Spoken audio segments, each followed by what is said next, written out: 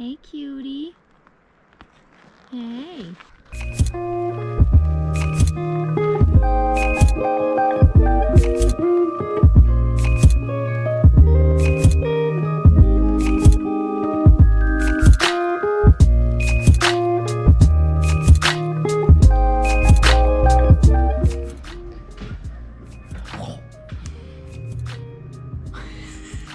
What's up everyone, my name is Debbie and welcome back to my channel.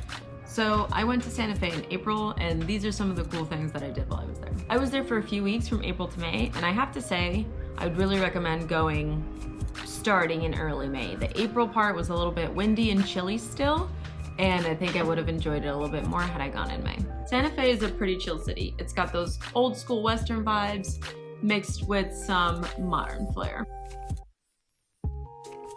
First, let's talk about downtown. It's a really cute, pretty small area that you can find a lot of great food in, galleries, museums, shopping, especially of some really nice, handmade, good quality items. Even if it's just window shopping that you're interested in, you'll find a lot of really cool artistry to kind of just peek at. It's also just a really nice place to walk around, see the different stores, and even sit in some of the parks and just people watch.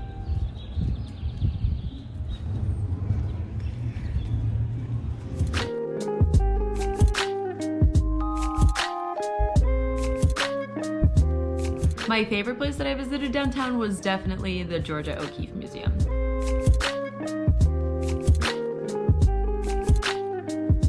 She lived in New Mexico for a large part of her life until her passing, and many of her paintings capture the essence of the wilderness out there.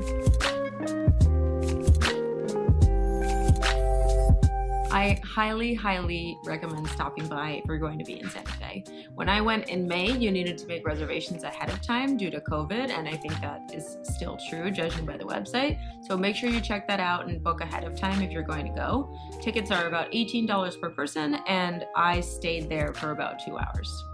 Next up was the Museum of Contemporary Native Arts.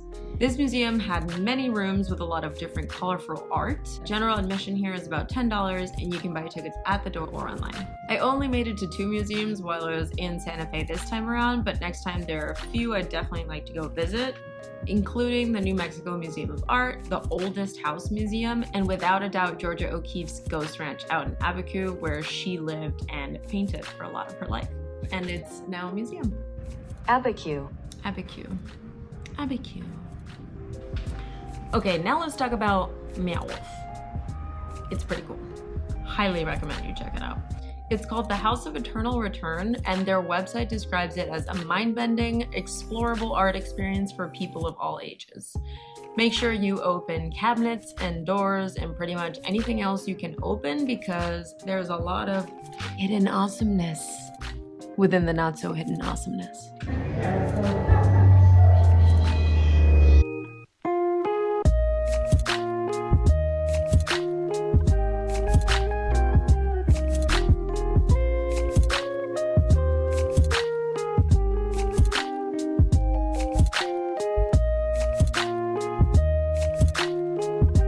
You do have to buy tickets in advance and have a time slot that you select to enter, and it's about $40 per person for adults and about $25 for children. I spent between 2 and 3 hours there, but you could easily do more if you don't get hungry like I did. They do have a little cafe there where you can get something to eat, but I opted to go somewhere else. Okay, enough of this being inside, let's hop outside. I love hiking, so I found a trail nearby and hiked it like 3 different times. This is the Atalaya Trail. There are upper and lower trails which connect, and both are in this video, but you can also do just one or the other if you want. It's about 6 miles out and back. It's rated moderate on all trails, and it was really lovely to do in the cooler weather months because you're not dying from the heat.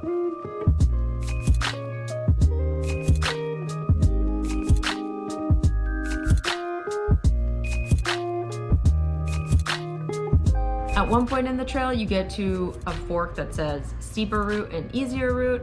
I did both at different times, but if you're looking for a harder workout, I'd say take the steeper route up and take the easier route down. Just keep in mind that the easier route is just longer because it's more gradual, so it does add time.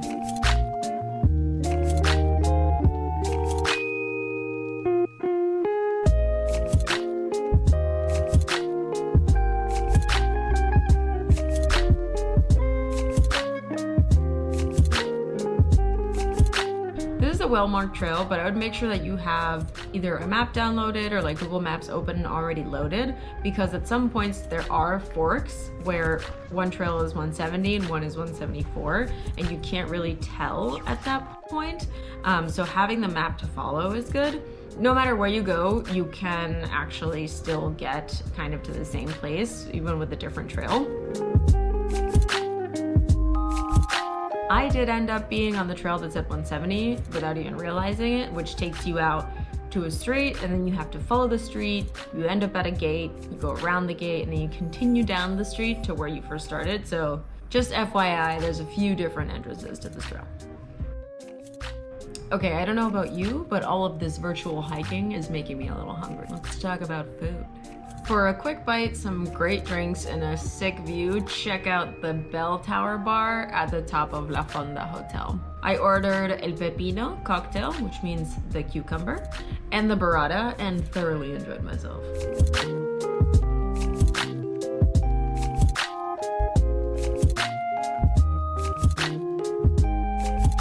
Next up is Sazon. This was recommended by a friend, and I only have one clip from the visit here. But if you're looking for slightly more upscale dining, this was delicious and a very creative meal. Okay, up next is Sage Bakehouse. Sage Bakehouse is a great place to go for some fresh baked bread and some baked goods. We walked by this place almost every single day for a whole month, talking about how amazing it smelled. Like, oh my God, it smells so good. Oh my God, bread. And we only went in once the entire time. Mistake.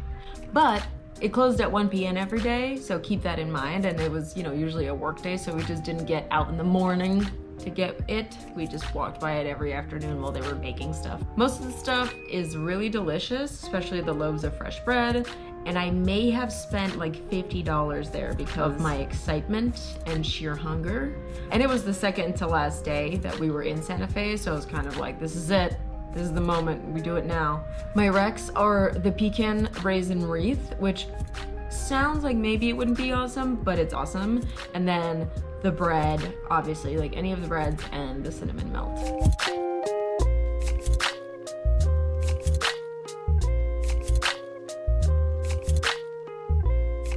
Next is the Santa Fe Hotel Hacienda and Spa that we had lunch at one day.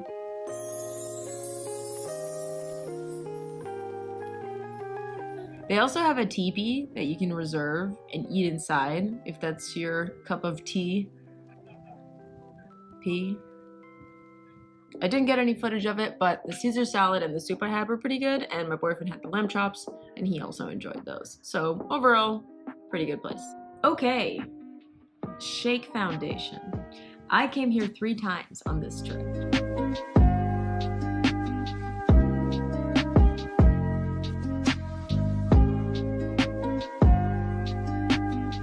It was really close to our Airbnb, which if you haven't seen the video tour of yet, I will link it right here. It's famous for the green chili cheeseburger and their adobe mud shakes.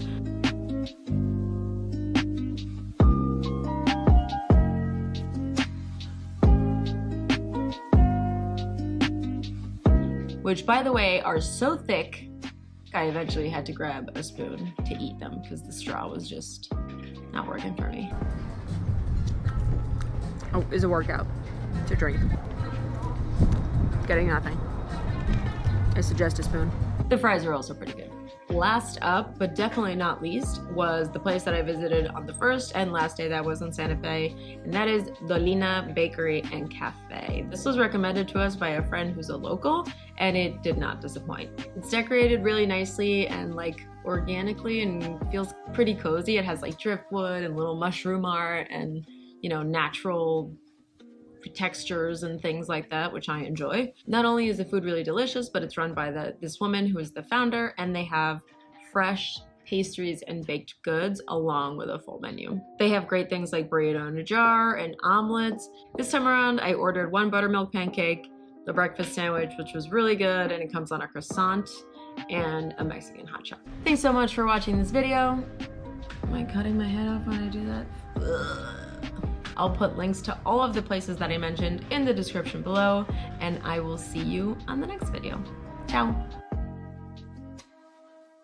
even if it's just window shopping that you're interested in. La, la, la, la. I love hiking, so I found a trail nearby. Okay, up next. Am I cutting my head off this entire time? God, I hope not.